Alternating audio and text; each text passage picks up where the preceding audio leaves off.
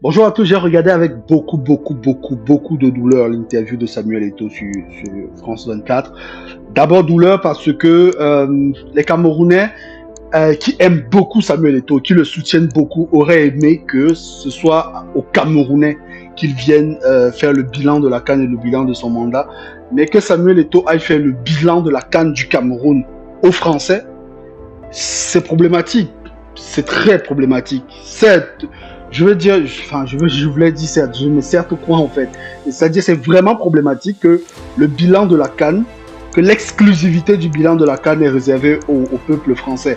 Je me demande pourquoi est-ce que c'est le peuple français qui doit avoir l'exclusivité du bilan de la CAN, l'exclusivité du limogeage de l'entraîneur du Cameroun, l'exclusivité du fait que le nouvel entraîneur du Cameroun sera probablement un Français, donc un expatrié. Pourquoi est-ce que ce sont les Français qui ont droit à ce privilège? Est-ce que nous ne sommes pas assez humains? C'est-à-dire, est-ce que nous ne sommes pas des êtres humains à part entière pour mériter aussi quand même que lorsqu'on parle du football camerounais, que ce soit aux Camerounais qu'on s'adresse dans une plateforme camerounaise qu'on puisse le faire? C'est assez problématique. C'est vraiment problématique. Je pense qu'aujourd'hui, on est dans quelque chose de difficile. Et je pense que cette interview a démontré un visage de Samuel Eto'o que beaucoup de Camerounais connaissaient déjà et pensaient justement qui avait disparu. C'est-à-dire très pédant, très condescendant vis-à-vis des acteurs du football camerounais, très condescendant vis-à-vis des acteurs du football en général.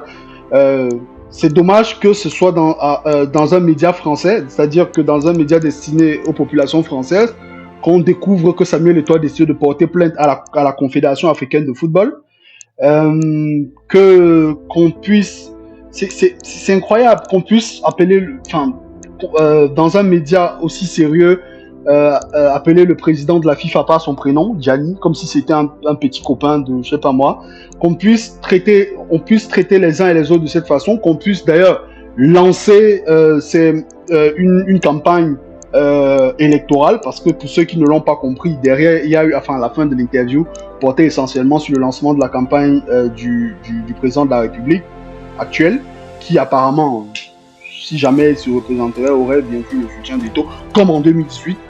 C'est incroyable que la politique interne du Cameroun soit galvaudée dans des médias étrangers. Je pense que le Cameroun mérite plus, en tout cas. Et aujourd'hui, quand même, avec cette interview, l'un des principaux piliers de la campagne de Samuel Eto'o est tombé. C'était le pilier de la nationalisation et du changement. On se rend compte qu'il n'y aura pas de changement, du moins pas d'aussitôt, puisque lui-même il a annoncé que de toute façon, les choses redeviendront comme avant. Et il n'y aura donc pas de nationalisation, puisque de toute façon, lui-même, il a annoncé que, que l'échec de la CAN, dont il est l'un des principaux responsables, d'ailleurs, je crois qu'il a voulu démissionner pour cela, et il a encore continué, lui-même, même si sa démission était, comme lui-même il a expliqué, une véritable mise en scène. Mais il a démontré que l'échec, en fait, que lui, dont il est l'un des principaux responsables, justement, devait avoir pour principal bouc émissaire Rigobert Song. Il dit dans l'interview que Rigobert Song a été son capitaine en équipe nationale. Non, c'est pas la vérité. Il a été le capitaine de Rigobert Song en équipe nationale. Parce que ça, on ne le dit pas assez. Les Camerounais font comme s'ils souffraient d'amnésie. Non, il a été le capitaine de Rigobert Song en équipe nationale. Il a arraché le brassard de Rigobert Song dans l'équipe nationale et il a été son capitaine. Et aujourd'hui, c'est Rigobert Song qu'on a jeté à la vindicte populaire.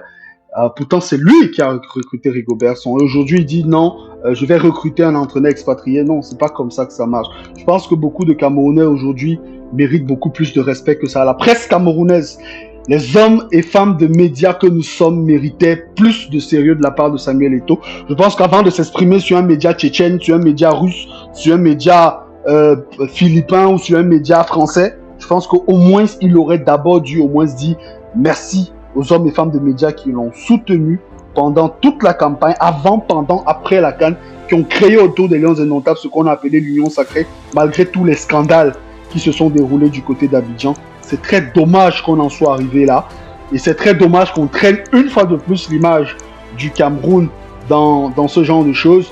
Je reste, avec tout le respect que j'ai pour France 24, ce ne sont pas des médias qui nous aiment particulièrement. Je pense que l'incident avec TVC Monde, dernièrement, l'a encore démontré. Et je pense que si on veut véritablement construire le Cameroun, si on veut véritablement un changement et qu'on veut que la jeunesse camerounaise insuffle quelque chose de nouveau, ce n'est pas d'aller s'asseoir sur France 24 et d'annoncer son soutien au président de la République. C'est assez dommage qu'on en soit arrivé là. Et c'est assez dommage que la jeunesse camerounaise se retrouve livrée à ce à quoi elle est livrée aujourd'hui, parce que les gens pensent beaucoup plus à leurs intérêts personnels qu'à l'intérêt de la nation tout entière, et surtout à l'intérêt du sport roi qu'est le football. Donc c'est ce que je voulais dire par rapport à cette interview qui me laisse véritablement avec beaucoup de regrets. Regrets parce qu'on a cru en ce projet dès le départ. Et aujourd'hui, quand on voit la façon dont il est en train d'être mené, c'est assez dommage. Et j'espère que le football camerounais, un jour, pourra véritablement retrouver quelqu'un qui pourra lui donner sa vraie grandeur.